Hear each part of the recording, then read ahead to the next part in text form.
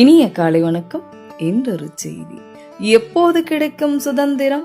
அநாதை இல்லங்கள் அழிக்கப்படும் போது, ஆதரவற்றோர் அரவணைக்கப்படும் போது, இல்லாதவனுக்கு இருப்பிடம் கிடைக்கும் போது, ஈகை பண்பு பணம் படைத்தவன் நெஞ்சில் துளிர்விடும் போது, உணவில்லா ஏழையின் பசியாறும் போது, ஊருக்கு பாடுபட உள்ளம் முன்வரும் போது, எழில் பொங்கும் இயற்கை அழிக்கப்படாத போது, ஏழைக்கு படிப்பு ஏமாற்றமில்லாமல் கிடைக்கும் போது, 5 ஆண்டு ஆட்சியும் மக்களுக்காக மட்டுமே நடத்தப்படும் போது, ஒதுக்கப்பட்ட மக்கள் முழுமையாக முன்னேற்றப்படும் போது, ஓலை குடிசையின் கூரை ஓட்டைகள் ஒன்றாவது அடைக்கப்படும் போது, அவ்வை பாட்டிக்கு தரப்படும் மரியாதை நம் பாட்டிக்கும் கிடைக்கும் போது, அக்ரிணையும் உயர்தனையாய் மதித்து பார்க்கும் போது கிடைக்கின்றது முழுமையான சுதந்திரம்.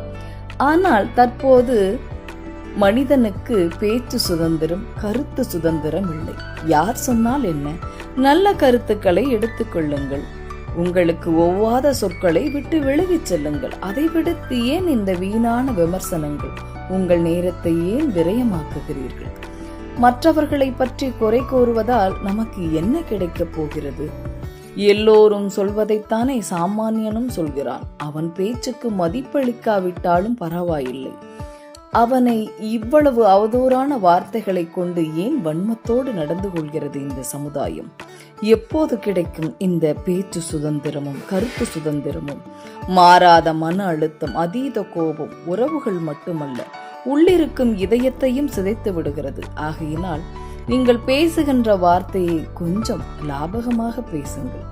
பிறவி பெருங்கடல் நீந்துவார் நீந்தார் இறைவனடி சேராதார் என்று வள்ளுவ பெருந்தகை சொன்ன அதே கருத்தை ஒரு சாமானியன் பேசிவிட்டான்.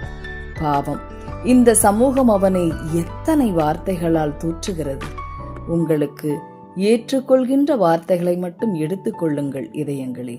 உங்களுக்கு ஒவ்வாத கருத்துக்களை விட்டு விலகிச் செல்லுங்கள். வன்மத்தோடு வார்த்தைகளை உமிழாதீர்கள். எதிரே துடிக்கின்ற இதயம் கூட இரத்தமும் சதைகளாலும் தான் உருவாக்கப்பட்டிருக்கிறது. அவர்கள் இதயம் ஒன்றும் இரும்பல்ல என்று சொல்லி இந்த நாள் உங்களுக்கு மிகச்சிறப்பான நாளாக அமைய என் வாழ்த்துக்கள்.